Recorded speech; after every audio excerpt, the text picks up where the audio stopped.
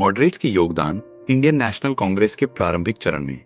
Moderates ने Indian national Congress के शुरुआती दिनों में एक इंपॉर्टेंट रोल प्ले किया।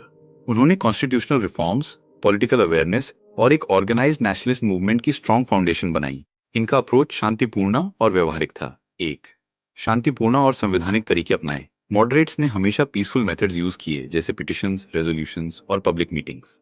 उनका मानना था कि ब्रिटिश गवर्नमेंट संवेदनशील है और शांतिपूर्ण तरीके से डिमांड सुनी जा सकती है। 2, एडमिनिस्ट्रेटिव रिफॉर्म्स और सिविल राइट्स की मांग।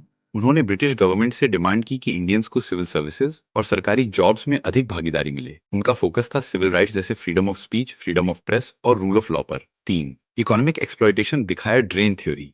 दादभाई नौरोजी ने ड्रेन थ्योरी के जरिए दिखाया कि कैसे ब्रिटिश भारत का धन लूटकर इंग्लैंड भेज रहे हैं। इस थ्योरी ने लोगों को इकोनॉमिक एक्सप्लॉयटेशन का असली वजह समझाया। 4, भारतीयों में एकता बढ़ाई। मॉडरेट्स ने अलग अलग रीजन्स, लैंग्वेजेस और रिलीजन्स के लोगों को एक राष्ट्र के रूप में जोड़ने का काम किया। इंडियन नेशनल कांग्रेस एक नेशनल प्लेटफॉर्म बन गया। 5, पॉलिटिकल अवेयरनेस पैदा की। इन्होंने स्पीचेस, आर्टिकल्स और न्यूज़पेपर्स के जरिए लोगों में पॉलिटिकल चेतना जगाई। लोग ब्रिटिश रूल के खिलाफ सोचने और आवाज उठाना सीखने लगे।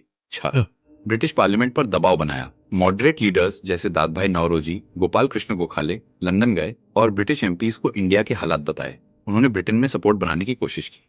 7, आने वाले मूवमेंट्स की बुनियाद रखी।